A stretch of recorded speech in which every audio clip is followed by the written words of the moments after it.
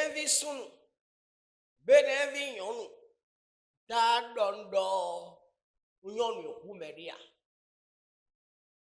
do suɛ no suvɔ enono yin ifoa gege bi tɔlɛ na kukpɔmia lo tunu kumi lo alimawu na ma ziza kori dɔ tɔn awɛzɔn eyi dɔ me dzile ŋufin to me yɔ egbɔnvonu yi to me. Il faut savoir faire la différence. Ŋufin to me yɔ edovonu yi to me. Ŋdo me fin to me yi le ko dɔ gbea ŋdza edre defan gbea. Amɔ me yi to me trele le bodzona iba ede sɔle yɔ. Suru dzemina do ŋutɛ wutu. Ya edzia de do bene to me we kpekewe. Badɔ mina iba mi de sɔ to kuto. Bo dze meji gbɔdzi kaka bua yi dze me de dzi. Bɔmɛ ɔdɔ eyɔ na dalɔ we ba na yi to kudo baba kui de sɔ. Me ɔkɔ wa nu yi to tabi. Bo ka dɔ nu ɔdɔ kui de suni blo we ma passport. Bonu emi le na davion we bo dépense kule bibi na blo ma wa to ome. Ma si blo ne le nu e fatane. Be me ono do kokono lu de si.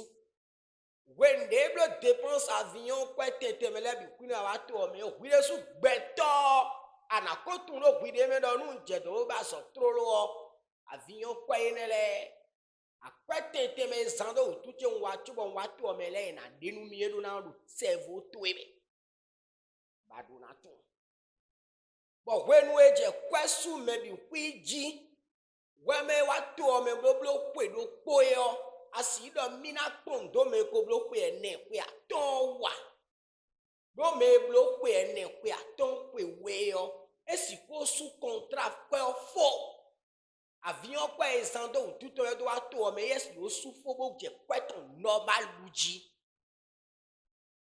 wenen to me bo kweme wa to ome trobe kporo kwede nu e bo avion kwa dépense le de nu e yo amodo do me jile mi tafu e karo titafu e ya we mi do e jiblo gbon e de me de bu kono sa me de bu do to de me Sagbo Daniel Kodo. Mide suno wedo mide le tafwe. Bokolo sodo kono medefu.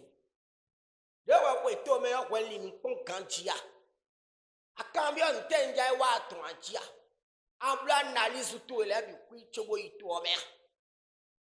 Wa mambla nalisu to ne de kucho itu ome ambonu asiro me bido to me ye. Bon, mina ito me là, tu vas taper poteau très fort. Yebe y a chance tete me bono pla me ito me le yo, mi lo moton de. Do e ma du le wule do me le jiu. Do nu mi do le wule do me le ji bonu me le wa mono le do mi de do mi Jesu po ko me na sin. Me nu ko me sin yo. Il choix na debo na nonu ero na tundo mi quinto boro tawo le contrat na fobo mi na jemi de sou non si. Il faut qu'on se dise la vérité. Peut-être qu'on doit tirer me que gemi to amodole ta dans plan parti. Je ne prends jamais parti. Donc je suis un homme du peuple. Je suis un homme des citoyens. Beto enye yimbo yito obi tombo imbebi kwito ton no meredia me ndo nuodo deo edo e ma do boy jinu mi de lewo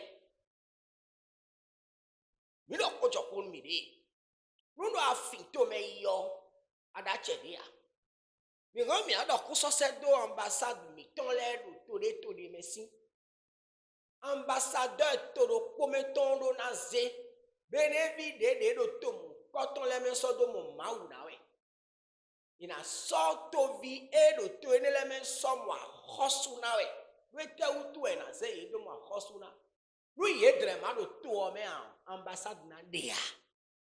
Vous êtes d'accord avec moi? S'il n'y a pas les citoyens vivants dans un pays, il n'y aura pas d'ambassade de ce pays-là auprès de ce pays. Ça veut dire que mes djegbe, bodo ide ba solewe yo, yedo dagbe wanu ambassadeur kodo meno wa sodo ambassade les poe. Et vous devez reconnaître ça. Vous devez reconnaître ça. Ambassade yi Koweït ou ton yi, ambassade yi pays arabe les ton yo. Mi kenklen bonu ouvert si ve tovi benen toton lede do tomo koton me mino mahai. Do agbaza yin gan. Agbaza yin gan. Ada so awe si gande me kaka je gande me agbaza na savo.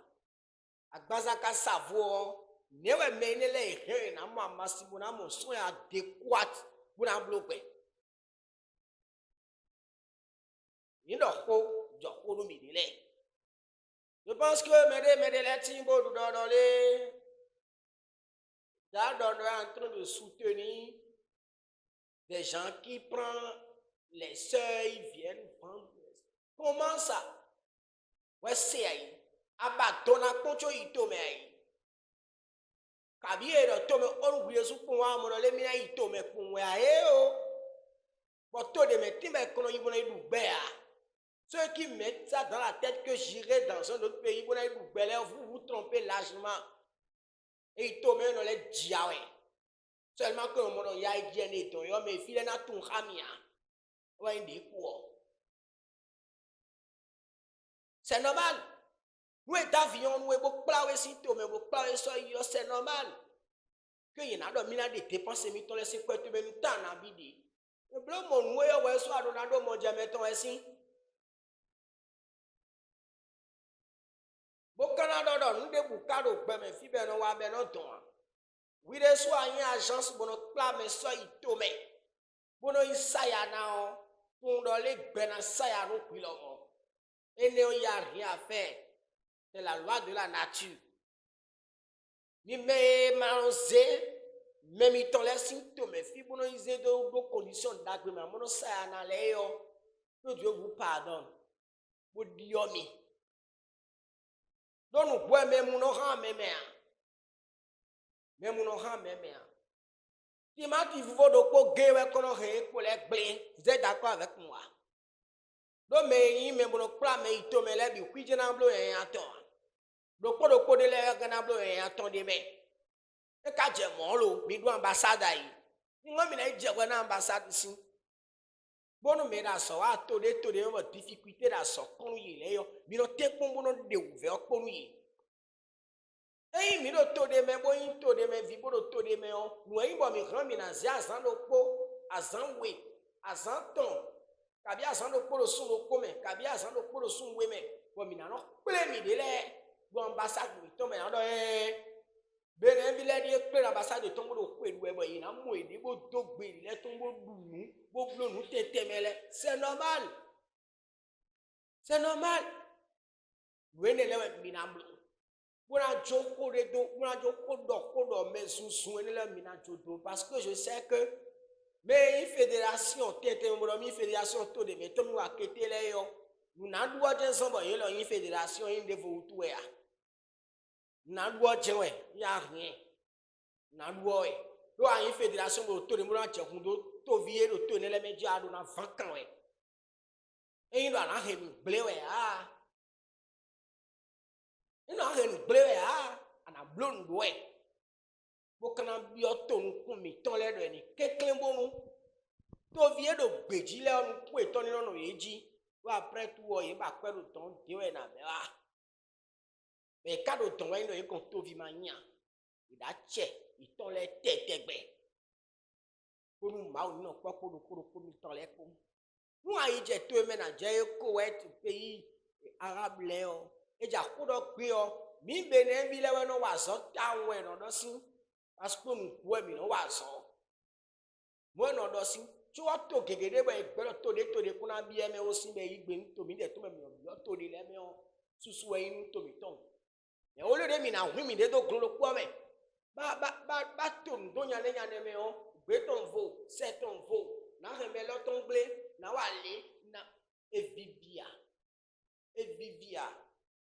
toi bi me ko to gudo din tabi ako itu ogudo le tu no de bukuru na jebe na gbon dépense le ma blo nwe o dépense le ma de sin sa le te na de jewe oui e ko de dépense budo tout e ba wale ni e ko de dépense de tout wa kita fu e o rien na zegbe do aga tabi rien ambassadeur bo jewe si ambassadeur le you feel no mi me to o mele